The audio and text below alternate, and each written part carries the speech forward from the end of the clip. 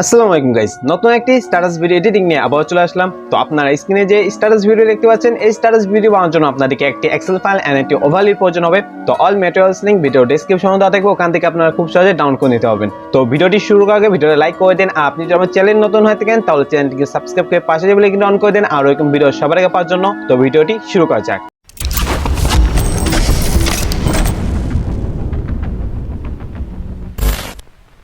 তো এক্সেল ফাইলটি ইম্পোর্ট করার পর আপনারা Alight Motion অ্যাপটি ওপেন করে নেবেন। তো Alight Motion কিভাবে এক্সেল ফাইল ইম্পোর্ট করতে হয় এর উপর আগে আমি একটি ভিডিও বানিয়ে রেখেছি, তো আপনার আই বাটন অথবা ভিডিও ডেসক্রিপশনে ওই ভিডিওটি পেয়ে যাবেন, ওখান থেকে দেখে আসতে পারেন। তো এক্সেল ফাইলটি ইম্পোর্ট করার পর আপনার নিচে থেকে প্রজেক্টে ক্লিক করে দিবেন। তো যে এক্সেল ফাইলটি আপনারা ইম্পোর্ট করেছেন ওই এক্সেল ফাইলটির উপর ক্লিক করে দিবেন।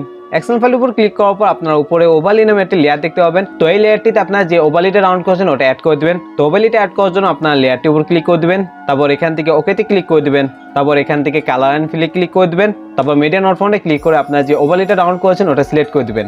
ওভারলিটা সিলেক্ট করার পর আপনারা উপর থেকে প্লাস আইকনে ক্লিক করে দিবেন, তাহলে ওভারলিটা এই লেয়ারটিতে অ্যাড হয়ে যাবে। তো এখান থেকে ব্যাকে চলে যাবেন। ব্যাকে চলে আসার পর আপনারা একদম নিচের দিকে চলে যাবেন।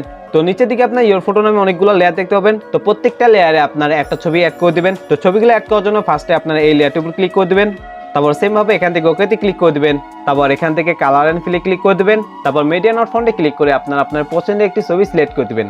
ছবিটি সিলেক্ট করার পর আপনারা উপর থেকে প্লাস আইকনে ক্লিক করে দিবেন, তাহলে লেয়ারটিতে ছবিটি অ্যাড হয়ে যাবে। তো এখানে যে কটা লেয়ার দেখতে পাচ্ছেন প্রত্যেকটা লেয়ারে আপনারা সেম ফটোটি অ্যাড করে দিবেন। তো সবগুলো লেয়ারে একবারে ছবিটি অ্যাড করার জন্য আপনার যে লেয়ারটিতে ছবিটি ফার্স্টে অ্যাড করেছেন ওই লেয়ারটির উপরে আবার ক্লিক করে দিবেন, তারপর এখান থেকে ডাবল বক্স আইকনে ক্লিক করে দিবেন, তারপর এখানে আপনার কপি লেয়ার নামে একটা অপশন দেখতে পাবেন, এখানে ক্লিক করে দিবেন, তাহলে এই লেয়ারটি কপি হয়ে যাবে। তো আবার আপনার ডাবল বক্স আইকনে ক্লিক করে দিবেন, তারপর এখান থেকে সিলেক্ট অল লেয়ারসে ক্লিক করে দিবেন, তাহলে সবগুলো লেয়ার সিলেক্ট হয়ে যাবে। তো এখান থেকে আপনার উপর দিকে চলে যাবেন। তো উপর থেকে আপনার 9টা লেয়ার আনসিলেক্ট করে দিবেন।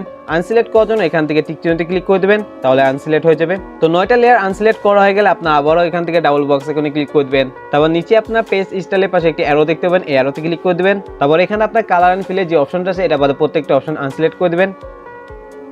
আনসিলেক্ট করা হয়ে গেলে এখান থেকে পেজটি ক্লিক করে দিবেন, তাহলে প্রত্যেকটা লেয়ারে জাস্ট ছবিটি অ্যাড হয়ে যাবে। তো ছবিগুলো অ্যাড হয়ে গেলে এখান থেকে ব্যাকে চলে যাবেন।